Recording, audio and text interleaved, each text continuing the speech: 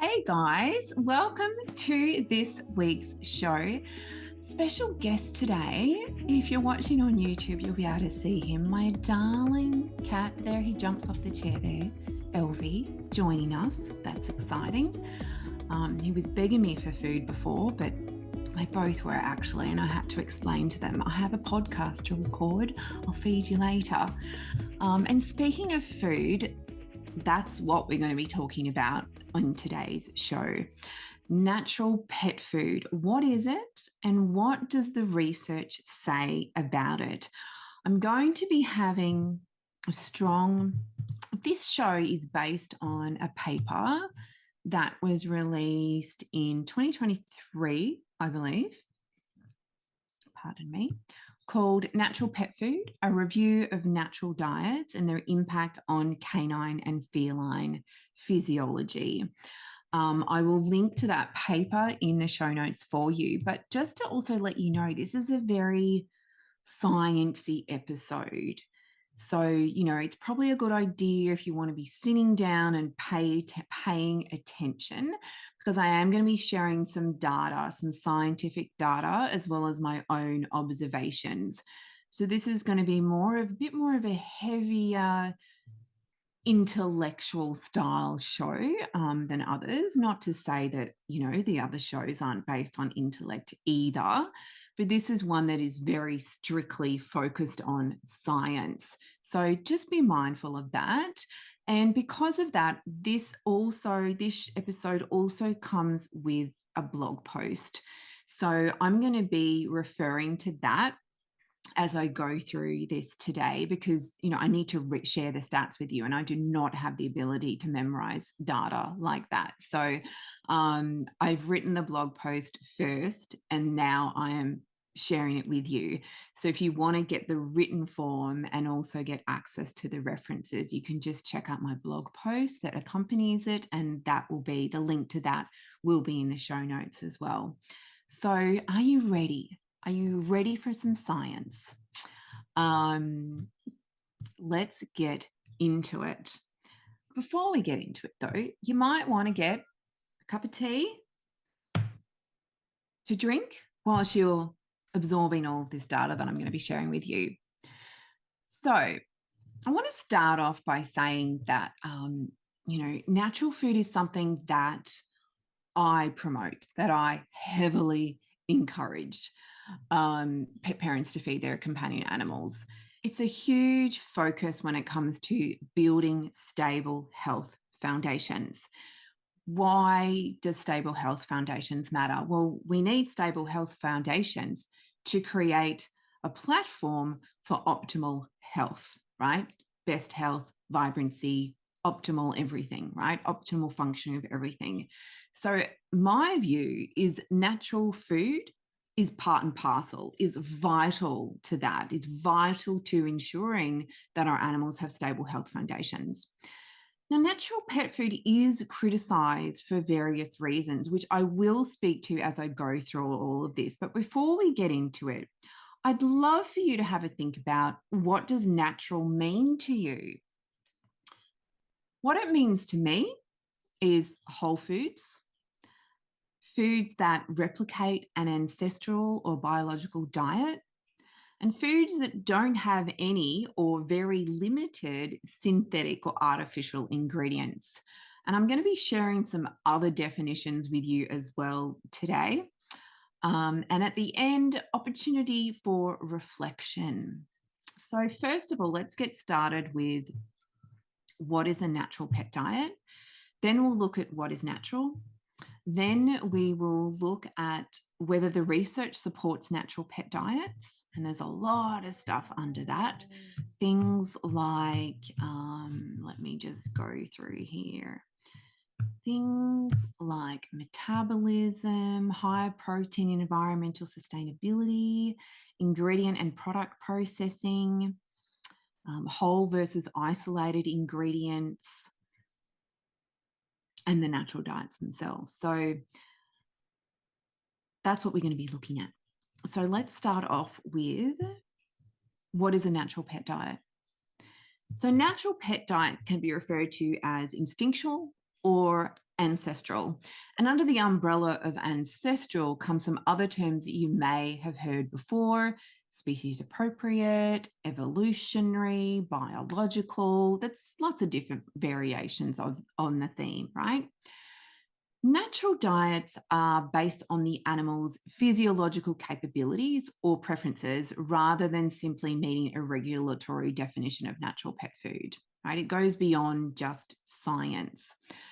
An instinctual diet is regarded as one where companion animals are fed a diet according to their innate preferences, what they want to eat, right?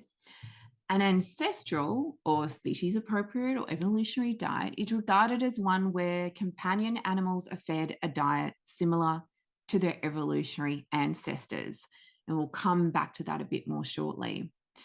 These diets assume alignment with the physiological needs and metabolic capabilities of companion animals. Right? So that kind of gives you that idea of, it's either based on instinctual or ancestral. Sometimes it can be a combination of the two, but it basically comes down to what they need physiologically and what can they metabolize, as well as what do they want to eat, right?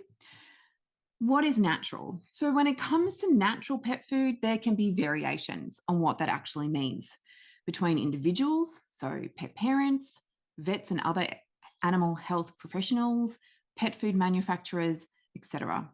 And even between the two main pet food regulators globally, AFCO and FEDIAF. Now, AFCO is the Association of American Feed Control Officials. They are a voluntary member association of state feed officials that have been given the responsibility of developing model regulations for animal feeds and drug remedies.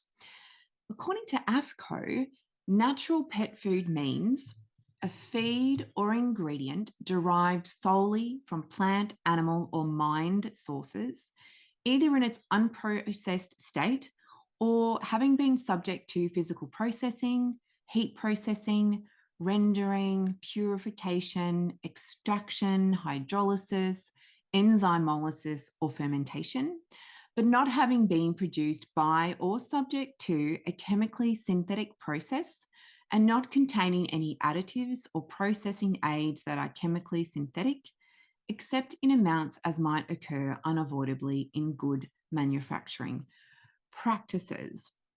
So it's from plant, animal, or mine sources. It's unprocessed or it's been subject to processing, hasn't utilized chemically synthetic processes or contain additives or processing aids that are chemically synthetic, except as might unavoidably occur in good manufacturing practices. So that's generally what we're looking at here. Now,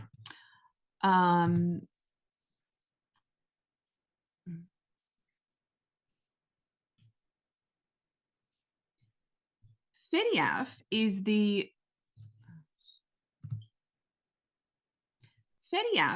European Pet Food Industry Association. They regard natural, with reference to pet food, as a term that should only be used to describe pet food components derived from plant, animal, microorganism, or minerals, to which nothing has been added and which have been subjected only to such physical processing as to make them suitable for pet food production and maintaining the natural composition. A much shorter definition than the AFCO one, and they've added in microorganism as a component. They've emphasized nothing's been added, and the physical processing should be only what's required, making them suitable for pet food production and maintaining the natural composition. Now, I will say that when comparing the nutrient requirements that AFCO have decided upon and what FEDIAF have decided upon, in Australia and America, we'll mostly see on the pet food labels reference to AFCO, meets the AFCO nutritional requirements for dogs, cats, what have you, right? FEDIAF is mostly seen in Europe, right? The UK and Europe. So the FEDIAF requirements are a lot more stringent than the AFCO. And both of those nutrient requirements are based on nutritional requirements that have been observed and identified by the NRC, which is the National Research Council. So that's just to give you a very brief explanation of where these two fit in terms of pet food nutrition. So they are different definitions, but there are a lot of similarities. But I want to look at the two main differences. So one of those is the use of chemical processing aids. AFCO allows them, FEDIAF doesn't. The paper on natural pet food gives some helpful examples of the differences between what AFCO considers natural and what FEDIAF considers natural. The paper says that AFCO would allow hexane extracted soybean oil because hexane is not present in the final ingredient except in amounts that might occur unavoidably in manufacturing. I'm going to read that again. AFCO would allow hexane extracted soybean oil because hexane is not present in the final ingredient except in amounts that might occur unavoidably in manufacturing. You might be thinking, Ruth, what is hexane? It's a colorless liquid that can have a petroleum-like odor. It actually is a chemical made from crude oil. Gross, not food, should not be in pet food. FEDIAF would not allow the hexane extracted soybean oil because it uses chemical extraction. So they're using chemicals to get out, to extract the hexane. Nothing in the paper about, the concerns associated with using a crude oil in the first place, but, Another example that the paper provides is that AFCO may allow carotene. Now, carotene is a pigment found in plants, especially carrots. So AFCO may allow carotene extracted from carrot pulp. FEDIAF wouldn't consider this a natural ingredient because the natural composition has changed. Use the whole carrot instead of extracting the nutrient, the carotene nutrient, right? FEDIAF excludes genetically modified ingredients. AFCO is silent on it. So there's some differences around, natural and what the regulators have to say about it. Now let's turn to the research. Does the research support natural pet diets? I would like to say, I can say after a review, spending the day reading and reviewing and summarizing all of this for you, it's probably why I'm stumbling over my words because I'm like, oh my gosh. And I'm tired because I woke up at around 4 o'clock, which for you star lovers out there, astrology lovers or astronomy lovers, was around the time of the solar eclipse in Aries. Aries is my sun sign, so I'm not surprised that it woke me up. But my cat Elvie actually came and supported me. He was sleeping on my bed anyway, but then he moved to sleep like right above my head. And for those of you interested in energy and chakras, hello crown chakra and access to the universe, hello solar eclipse. So I like to think he was helping me throughout the eclipse. But I digress. I've gone off on a totally wild tangent. We're supposed to be talking about research on natural pet diets. So yes, I would like to start off by saying that research is often dictated by the person, industry, or organization that wants it performed. On many occasions, research is performed to support claims that a pet food producer wants to make about the food. As a result, there exists significantly more research supporting processed pet foods than there is natural pet foods. If you look at the market, there are significantly more processed pet foods available than natural pet foods. So, of course, the research is going to be skewed towards processed pet foods because there's more of a desire to have the research supporting the benefits of feeding processed pet food. This doesn't mean that there isn't any research that speaks to the advantages and disadvantages of feeding a cat or dog natural pet food. The paper reviews a lot of this research, and we're going to go through that now, starting with natural diets. So, first, looking at instinctual diets, data in the paper that they've pulled out speaks to dogs of various breeds selecting a macronutrient profile in which 30% of their metabolizable energy, ME, that is the amount of energy in animal feed minus the energy lost through feces and urine. So 30% of their ME comes from protein, 63% from fat, and 7% from carbohydrate. So what that research showed was they selected more fat than protein and carbohydrate, and more protein than carbohydrate. Carbohydrate came in very last at 7% compared to 63% fat and 30% protein. Cats, on the other hand, select 52% of their metabolizable energy from protein, 36% from fat, and 12% from carbohydrate. Now, I totally agree with the higher selection of protein compared to dogs, 52% versus 30%. But I don't necessarily agree with the data on carbohydrate that cats selected 12% from carbohydrate, whereas dogs selected 7% from carbohydrate. Cats are obligate carnivores. They're not attracted to carbohydrates in the way that dogs are. But this is what the research says, but that doesn't mean you have to agree with it. I invite you to read research if you want to nerd out on research, but to consider research not as biblical, not as this must be the truth. These are observations based on a subset of animals with certain circumstances and potentially with a bias attached. So, some other observations. Cats have a higher preference for protein in cats compared to dogs, which is not another observation. I already said that. And this is supported by the cat's obligate carnivore status, right? In science, they're considered to be obligate or strict carnivores. They have to have animal protein, animal products in their diet. Dogs prefer higher levels of fat compared to cats.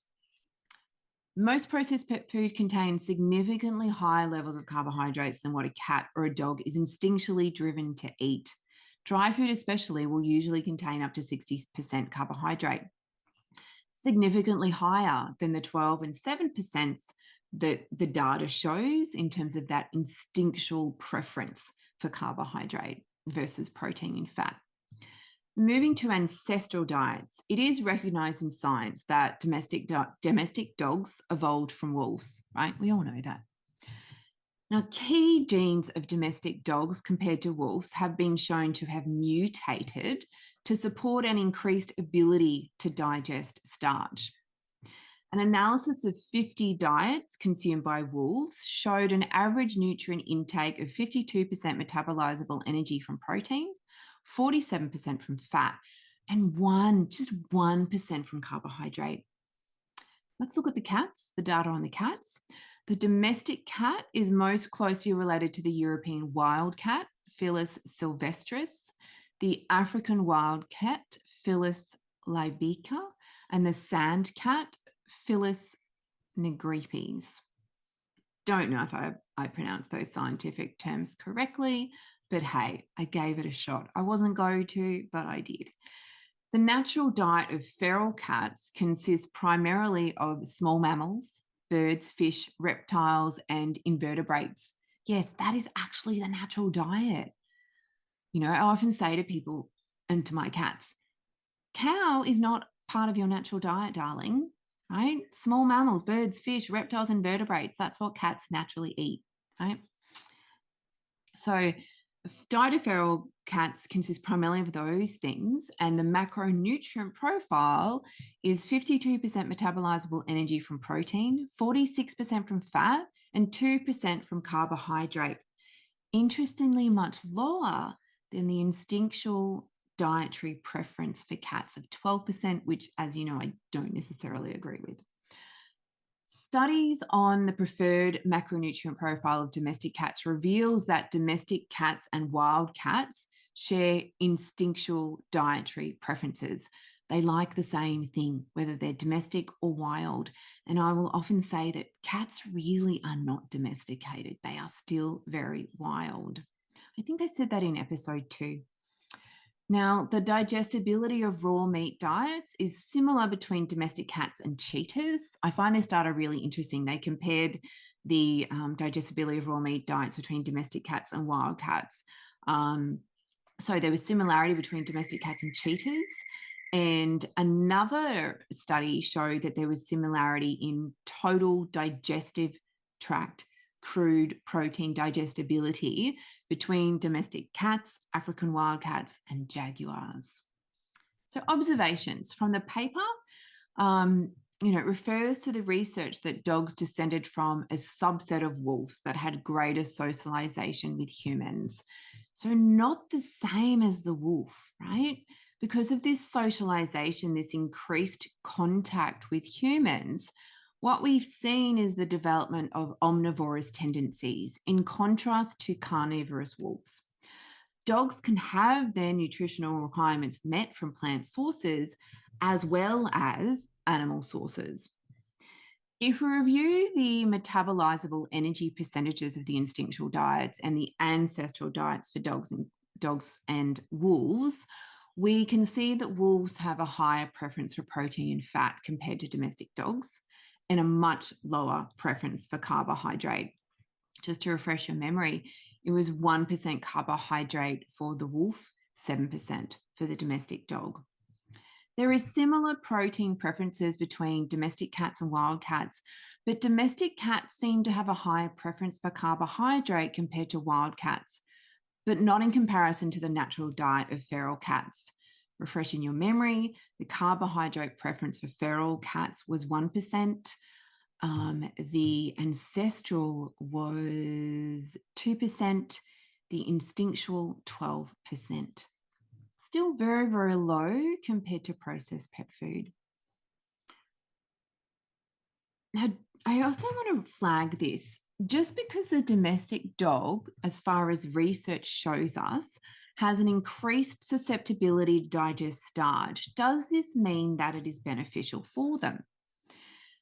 Research looks at a subset of a species or a certain group. It's not looking at individuals. And, when in reality, in practical terms, when we're looking at our own individual animals, the individual matters, right? Some will do well with higher levels of starch. Some won't tolerate it at all.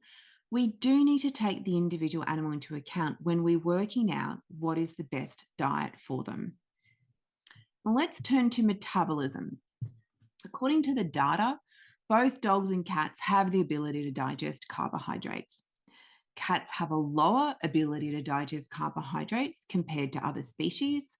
They are obligate carnivores. Even though cats have the ability to digest carbohydrates, their capacity for carbohydrate digestion may be limited. So they have the ability, but it's limited. This is evidenced in domestic cats with digestive disorders such as diarrhea, flatulence, and bloating when high amounts of carbohydrates are fed. And according to the data, that's anything greater than 5 grams per kilograms of body weight of carbohydrate. So it's not actually a big amount, 5 grams per kilogram. Dogs have a greater capacity of fat oxidation compared to humans. Dogs share a similar glucose response to humans when carbohydrates are consumed. Dogs had a delayed peak glucose concentration and sustained glucose response when fed a high protein, 49%, low carb, 13% diet. So we're looking at 49% protein, low carb, 13% diet. This kind of diet resulted in a delayed peak glucose concentration and sustained glucose response when compared to a diet that had a lower protein, higher carbohydrate diet. Low protein of 22%, high carb of 45%. Both higher carbohydrate and lower carbohydrate diets can reduce insulin sensitivity in cats.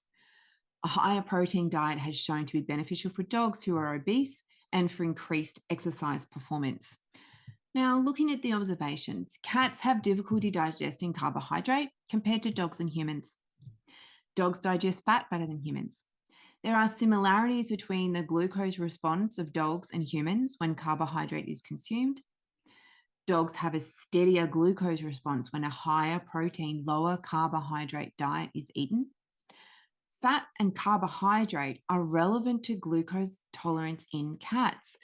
So, if you look at animals or cats with low glucose tolerance, so your diabetic cats, usually you'd be looking, and you definitely would be looking at reducing the amount of carbohydrates. But it's not just about the carbohydrates in terms of what the data shows. The fat intake needs to also be taken into account. So having that higher concentration of fat will reduce glucose tolerance in cats, as well as the lower carbohydrate. Higher and lower, no, that's not true.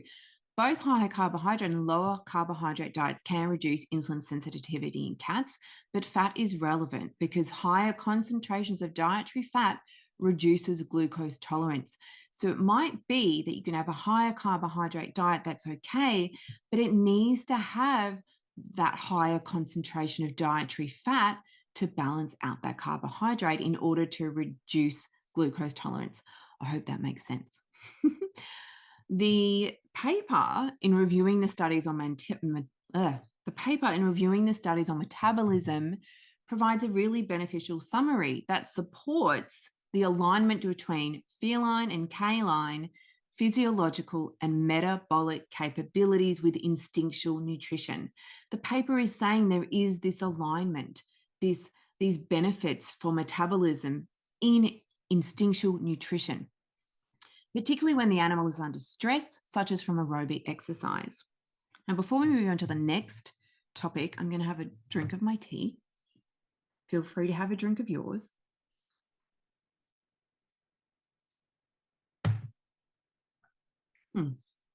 For those of you who are interested, I'm drinking Rooibos tea, one of my faves. So let's now look at whole ingredients versus isolated ingredients.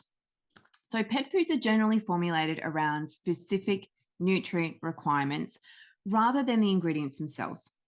But many pet parents are seeking out whole food options for their companion animals, and holistically inclined animal health professionals advocate a whole food diet for companion animals. The paper refers to an AFCO definition that defines whole as it pertains to pet food ingredients as a physical form that is complete or entire. In terms of commercial pet foods, there is a tendency in pet food processing to isolate specific parts of an ingredient rather than incorporating the whole ingredient and stabilizing an ingredient by adding synthetic preservatives. According to the paper, AFCO would consider fractionated or isolated ingredients as natural, but not synthetically preserved ingredients. Pet parents might not agree on the fractionated ingredients as being natural. Instead, they might regard these ingredients as unnatural. But those seeking a whole food diet for their companion animal would certainly agree with AFCO, I'm sure, that synthetically preserved ingredients are not natural. So it's not just about the ingredient itself, it's how the ingredient has been preserved. Have synthetic ingredients been used to preserve that ingredient, or have natural ingredients been used to preserve that ingredient? A very important difference when we talk about natural food versus unnatural food.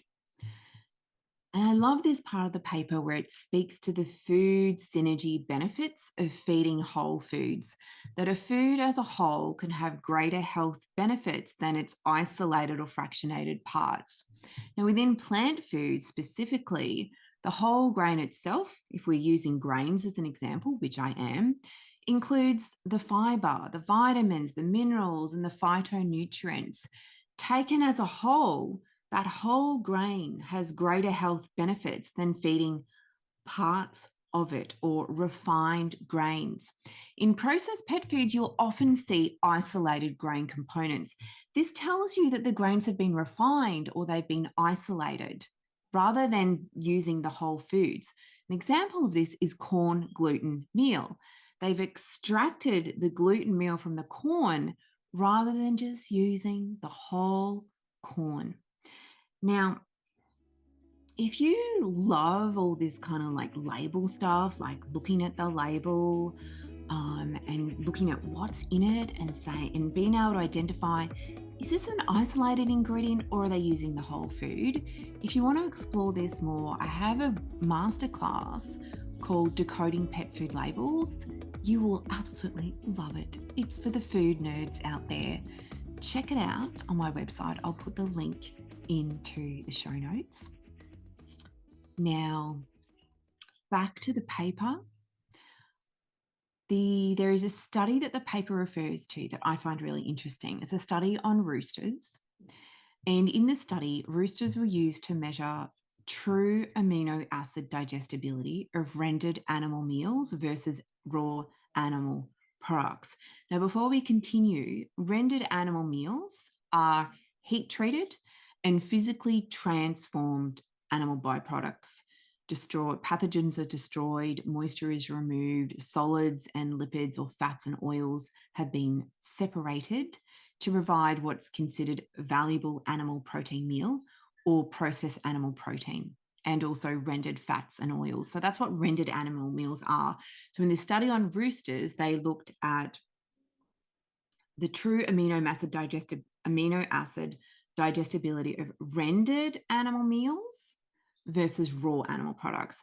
And the study found that the rendered animal meals had lower amino acid digestibility compared to raw animal products, with lamb meal having the poorest amino acid digestibility and pork livers having the greatest. A little bit of trivia for you.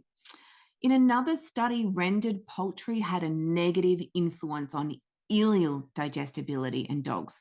What is ileal? It is the third portion of the small intestine. Rendered beef didn't have a negative influence on ileal digestibility in dogs. And ileal digestibility refers to the amount of amino acids ingested versus the amount recovered from the digester in the ileum. What's the digester?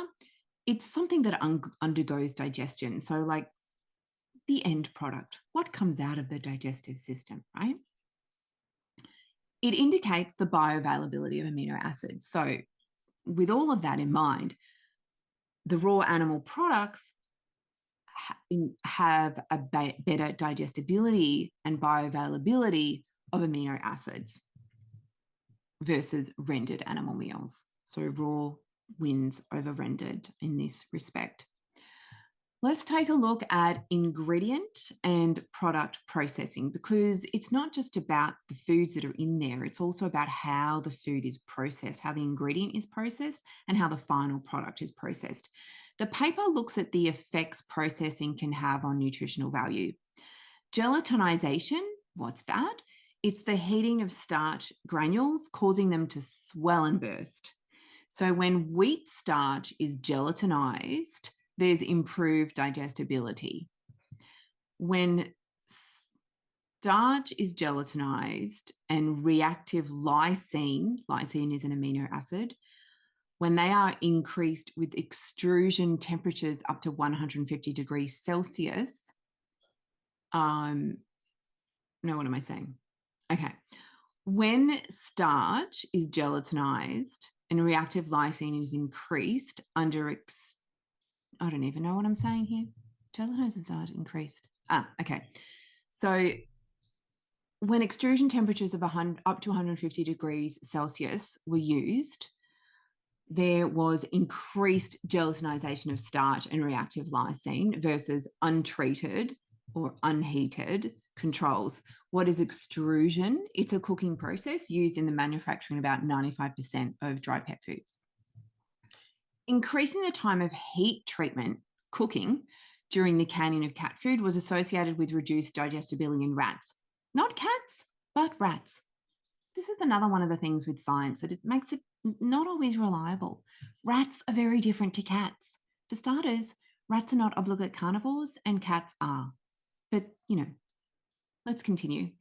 Higher drying temperatures of 200 degrees Celsius of an extruded canine diet resulted in lower lysine, reactive to total lysine ratio, linolenic acid, and linoleic acid concentrations compared to lower drying temperatures of less than or equal to 160 degrees Celsius in 4 millimeter kibbles. So the lower drying temperatures are better, basically.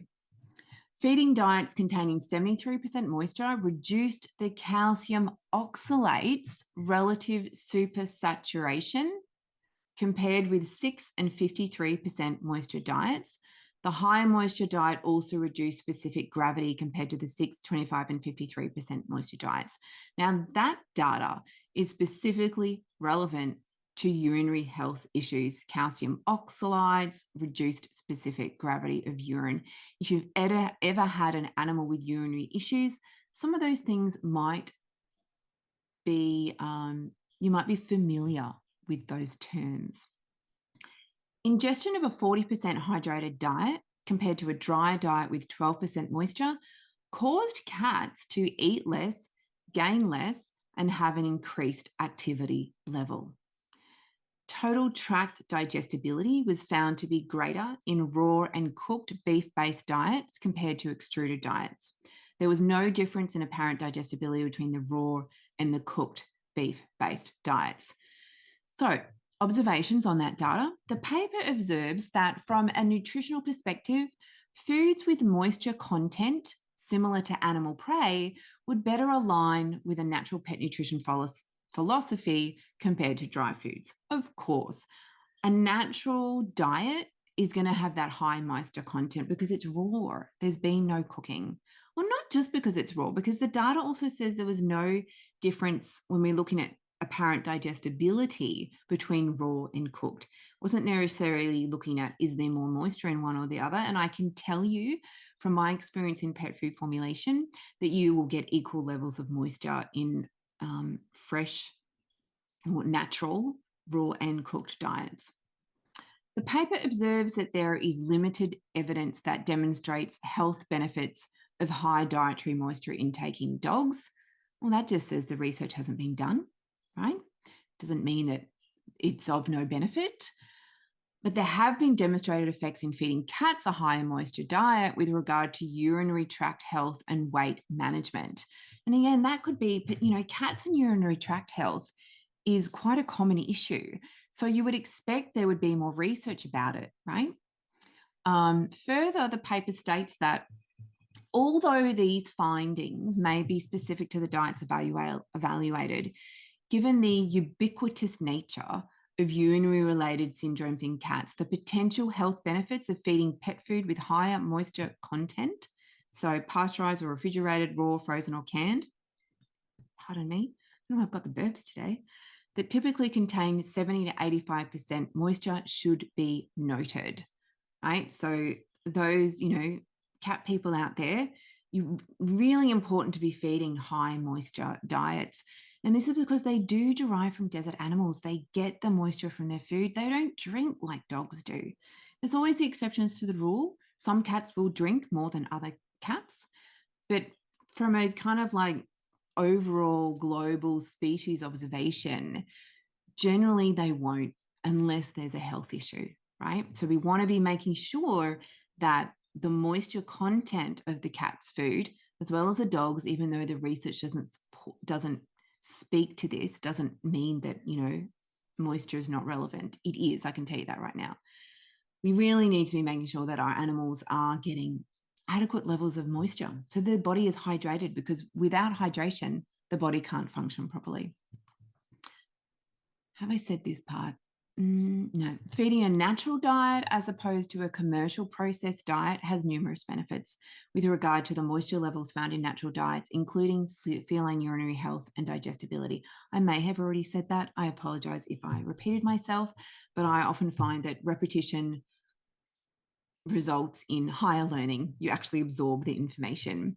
And yeah, you might need to listen to this episode a few times to absorb it all.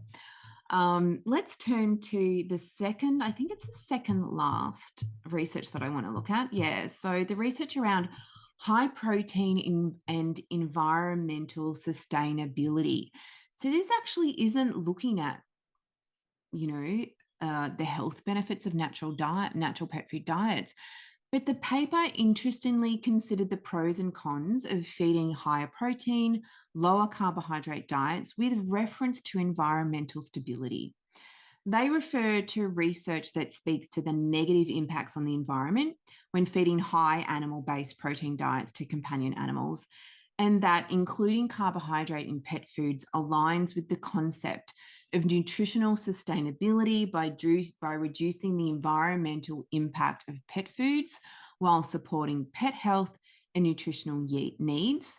And they continue by saying that the potential health benefits of feeding natural diets specific to an individual pet's lifestyle and health status should be weighed against the potential health and environmental concerns of feeding a natural diet high in protein and fat.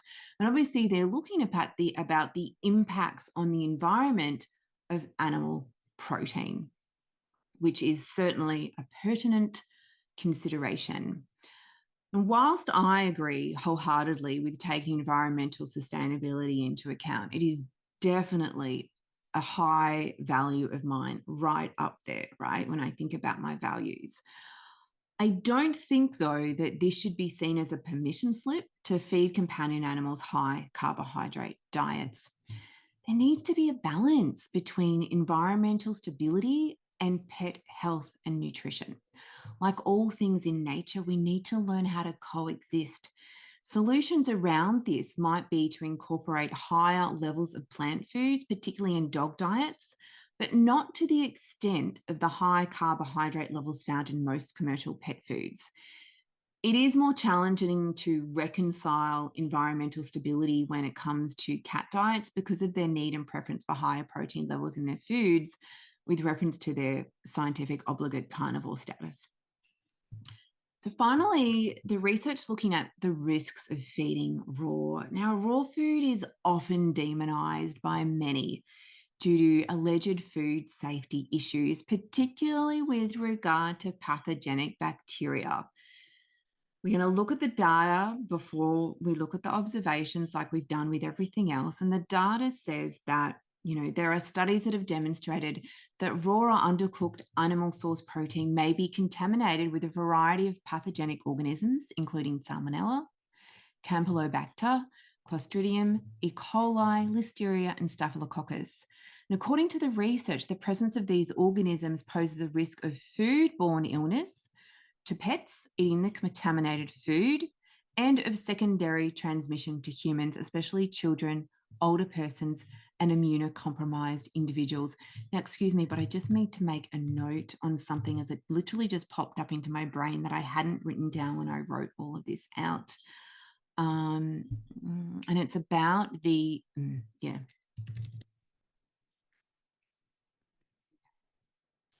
So let's look at this other study. There was a study of 200 therapy dogs, which revealed an incidence rate of salmonella shedding in the raw meat fed dogs compared with the dogs who weren't fed a raw meat diet. Is that a bad thing? Raw food diets can pose risk for metabolic disease depending on the parts of the animal used in the diet. For example, there have been clinical cases of dietary hypothyroidism that have been reported in dogs fed bone and raw food diets, which was reversed by feeding commercial pet food. The American Veterinary Medical Association, American Animal Hospital Association, and the US Food and Drug Administration have issued statements on the avoidance and safe handling practices of raw foods. Now let's look at the observations. I want to really touch on the whole bacteria pathogenic piece, right? Dogs and cats can generally handle bacteria in raw meat because of the consistent acidity of their stomach fluid. They have significantly higher levels of stomach acid than we do, right? So the concerns around these pathogenic organisms are not the same as they are for humans, as they are for dogs, as they are for cats, because of the acidity in the stomach fluid of dogs and cats. There is some caution against feeding pets a raw diet that may contain pathogenic bacteria if they have severe disease, such as moderately advanced heart, kidney, or liver dysfunction, diabetes, or cancer. Sometimes, it is better if the natural diet is cooked rather than raw, right? Raw is not suitable for every cat and dog. Not every cat and dog likes raw. It might be optimally superior and more closely tied to their instinctual needs and their ancestral needs. But again, we've got to look at the individual animal. If safe food practices are used, raw meats shouldn't harm the humans handling the food, right? Use the same safe food practices that you would use if you were handling raw meat for your own consumption. Okay, it's no different, right? You can just as likely get salmonella. Well, this comes to the point that I needed to write down around quality and contamination, which I'll come back to in a second. Or shall I deal with? No, I'll deal with that now while it's fresh. So you can have contaminated food, right? Whether it's in the human supply chain, food supply chain, or the pet food supply chain, there's a greater risk that you will have contaminated food in the pet food supply chain compared to the human food supply chain, because the human food supply chain is more heavily regulated. So be mindful of the quality. If you are feeding raw, if you want to feed raw, be mindful of the quality that you're feeding. Choose human grade, choose the proteins that have gone through the human food supply chain rather than those that have gone through the pet food supply chain, because the former, the human pet food supply chain, animal protein is going to be of a higher quality, it's going to be less risk of contamination. Now, obviously, we've got those more susceptible people, the children, the older people, and the immunocompromised individuals. Extra caution should be used around them. For example, don't be preparing the raw meats around your kids or older people or immunocompromised individuals. A prominent holistic vet, Dr. Jean Dodds, has published remarks on the risks for metabolic disease specific to that hypothyroid study I mentioned. She states that since none of the dogs in this report were being supplemented with L-thyroxine, so that's the medication that's given to increase the thyroxine that the thyroid produces, the most likely cause of their high T4 concentrations and clinical signs of thyrotoxicosis was the feeding of a meat diet that had been contaminated with thyroid tissue. In the dogs of this report, it is obvious that the correct balance of the diet was not maintained, and a very large amount of raw thyroid gland tissue ended up in the raw meat diet. So again, it comes back to quality and balance. What are you actually feeding your animal? So what is your take? That's the data. That's the observations from my paper and from my own and from some other vets as well. What is your take on this? I think if I was to summarize it, I would probably say this, and this is what I've written in the blog post as my summary, more or less. A natural pet diet aligns with the animal's physiological needs and ancestral preferences, focusing on minimally processed whole foods. Research supports benefits such as improved digestion, nutritional synergy, particularly in high protein, low carbohydrate diets. There are concerns over bacterial contamination in raw diets, but use high quality as the highest quality that you can afford, and use safe food handling practices.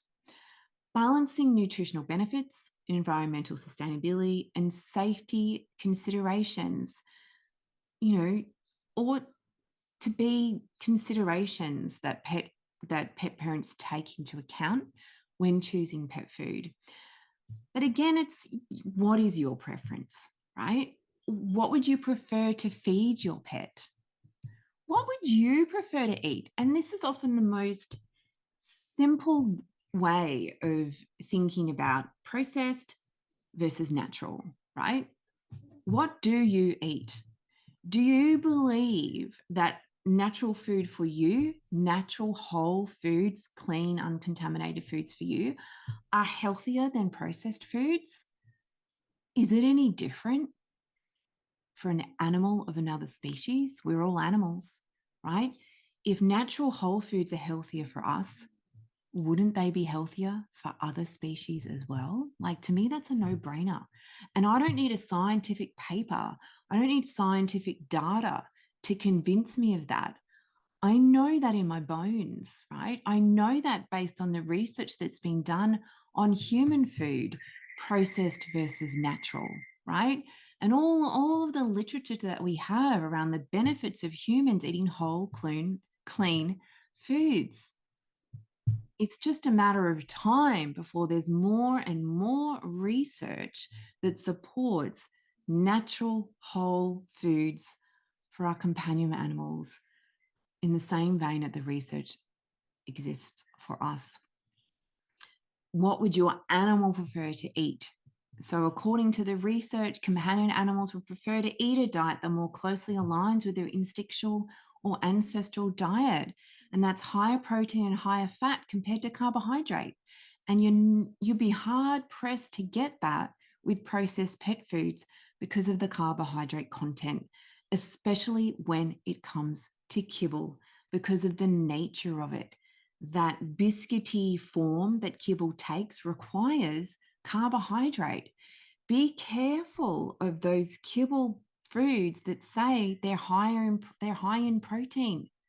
They might be higher in protein than other kibble brands, but they're still significantly higher in protein than what suits the instinctual or ancestral needs of cats and dogs. So that's today's show. Very mind heavy, very brain heavy. I hope you've received benefit from it. As always, feel free to listen to it again. Feel free to click on the link in the show notes and go and read the written version. Feel free to even go to the original source, or one of the original sources, the review paper. And then if you really want to nerd out, you could go to the papers, the studies that the research paper I referred to refers to, because this paper is a review of the science. But yeah, I put out a poll on Instagram. What do you want to talk about this week? And the majority voted natural pet food. What does the research say? So here it is. Hope you've loved it. And as always, if you loved this particular episode, please share a review or a comment. If you just love the show, jump on and provide a review. We're now at episode 4. I'd love to see some reviews coming through. I've started to see the followers and the subscribers, so that's really exciting for me. If you haven't yet hit follow or subscribe on your preferred podcast platform, please do so. Thank you so much. I put a lot of time and energy into producing those shows. Like, this has literally taken me all day, but I love it. I love it. And I love being here for you and sharing this information with you. Please share this show, this episode, if you found it useful or interesting. Like I've said before, the more people that hear these messages, we're going to grow a world of animal lovers and consciously minded and naturally minded animal lovers and pet parents. So on that note, goodbye until next time.